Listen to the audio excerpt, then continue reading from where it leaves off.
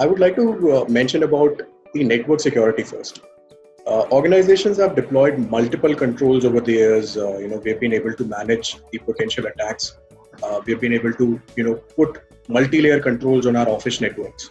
But now suddenly, while this was done, and this was done to ensure that the threat vector is taken care largely, but suddenly there's, huge workforce who's working from home. And when we are working from home, we are essentially either connecting via the home Wi-Fi routers or the mobile hotspots, which again, losing on the great effort that we have put in securing our organizations or office network per se.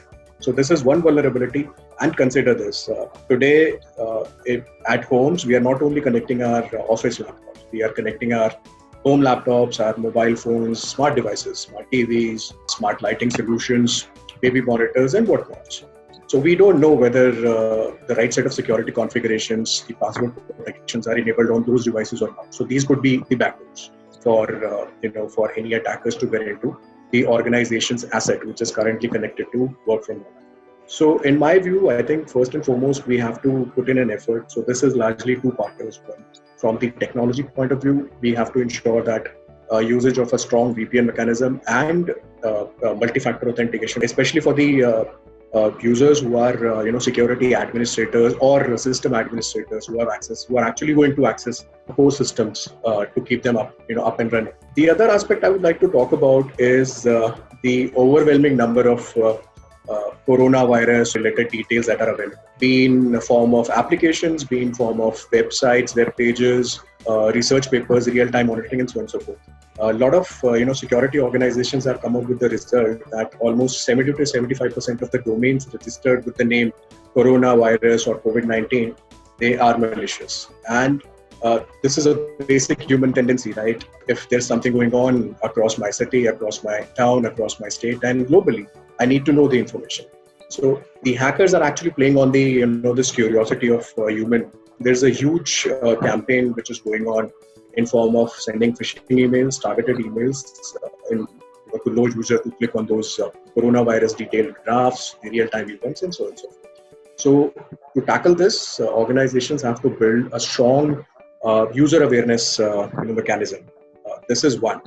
And also at the background, especially on the mailing systems, the anti-spam, anti-malware and anti-spoofing and anti-spamming mechanisms have to again, the administrators have to relook at the configuration settings. So maybe from a standard setting to a more secure setting over the email systems is something that is the need of the hour. So work from home or no work from home, I think identity and access management is a key control when we talk about the information security domain as an overall. But when we are especially talking about work from home kind of scenario, it becomes more crucial.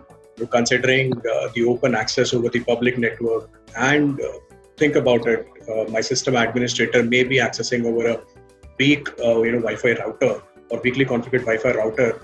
He or she is accessing the SAP server back at the data center. So this is essentially important.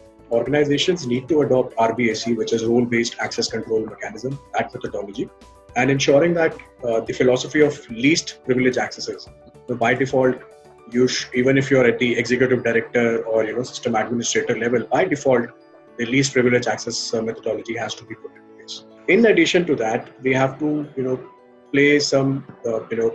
pay close attention to the potential brute force attacks, especially the suspicious traffic from strange locations. Nobody's traveling these days, so we have to have some kind of monitoring system put in place for any suspicious attempts of wrong login or failed login attempts, and take necessary actions wherever some blockages happen.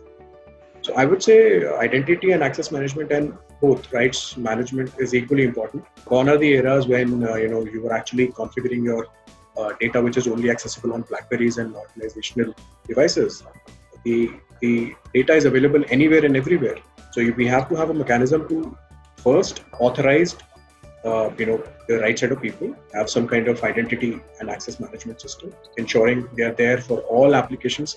Plus, we have to also take into consideration some monitoring is put in place. If somebody is trying to download certain data, somebody is trying to access certain pages, certain applications which he or she is not authorized. Was it a legitimate attempt or was it a script running behind? Was there some backdoor entry being tried to put in place by some malware and so on and so forth. So a combination of a framework plus a combination of some tools, monitoring tools, and timely actions is the need of the hour.